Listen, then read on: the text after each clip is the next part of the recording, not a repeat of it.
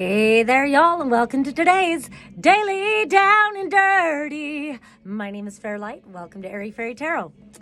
Okay, y'all, well, this is a reading today for sure.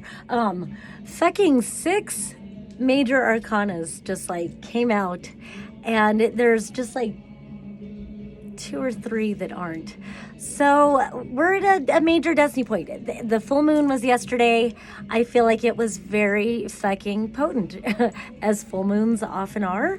And so it's I don't even know which ones to pick up first. I'm gonna pick up this set that all flopped out together. We've got the Death card, the Hanged Man, the Lust card, and the Queen of Cups. And this reading seems to be kind of somewhat focused on the feminine, although the Emperor is here too. And again, take it for whatever resonates with whatever aspect of your being. But I feel like kind of wanting to center it more on the Queen of Cups and showing this is you in whatever, role you find yourself. Queen of Cups, she's at least she's upright.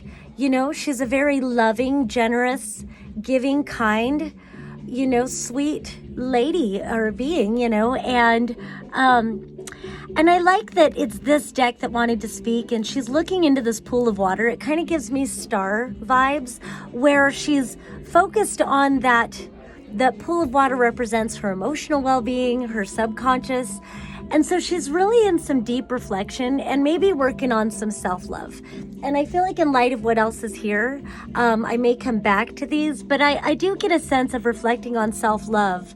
I do. I want to come back to Lust, the Hanged Man, and the Death card. Because then up here, we've got the High Priestess reversed, and then underneath that is this 3 of Cups reversed. And then, before I go into what those are, and then it kind of feels like it's mirroring the Lovers reversed with the Emperor upright. So that's why, and again, all these fucking major arcanas. So it's like you're not listening to your guidance, and I keep getting a message in other readings I've done today about different things about what the 3 of Cups reverse can mean, but it seems like it's coming up a lot today, so it must be collective. So this can be it can be multiple things. It can be, you're drained, and then you've got all these drains sucking off you. And you need to plug up the fucking drains, man. It could literally be people or just situations, and it could be well-meaning. I mean, it could even be children needing you or whatever. These don't have to be evil people, but sometimes it could be just toxic situations or people too, though. So just pay attention to what is draining you, and what are you not listening to your guidance about. And this could very much just mean you need some fucking time to yourself. It could mean that. Or it could be deeper things, like where we're having self-worth issues, and so maybe we're drowning our sorrows in, substances or whatever, drink, and not listening to our good judgment about that. It could be multiple things, or it could be that we're pouring ourselves and pouring our energy into that which is not receiving us, and wanting different results, but just not getting the love back, not getting the nourishment, not getting our own cup filled. So I just feel like I had to call out all these different, and it could be all of the above in different scenarios in your life, And so then, and for some reason I felt like I had to really identify all that about you not listening to your better judgment, you not listening to your body, you not listening to your spirit, you not listening to your guides or whatever. And then this Emperor card with the Lovers reversed. So it literally could be, if this is a feminine, speaking to the feminine about the masculine, again, gender, whatever, whatever, however it resonates. But this could literally be any of the above could be just about a romantic situation not working out. And it almost feels like, God, sometimes we can't admit that something's over, and I hate when it reminds me of especially my second marriage. It was so toxic. It was so awful. And I remember, just begging for that love, and he just didn't love me. But it was so sad and so dramatic and so intense, and just trying to fill that cup, instead of just admitting this isn't working, So it very much could be that. What a vulnerable share, but whatever, I don't care. Or it could be the other side where you are both the Queen of Cups and you're also the Emperor. And again, this can resonate in all the things, every scenario could be true for you. I don't know. But where you're the Emperor and maybe you're going against your better judgment or something, because, the Lovers can represent a choice. And it just feels like codependency. It's almost like a devil kind of energy with that, just like a codependent feeling like, I must do this.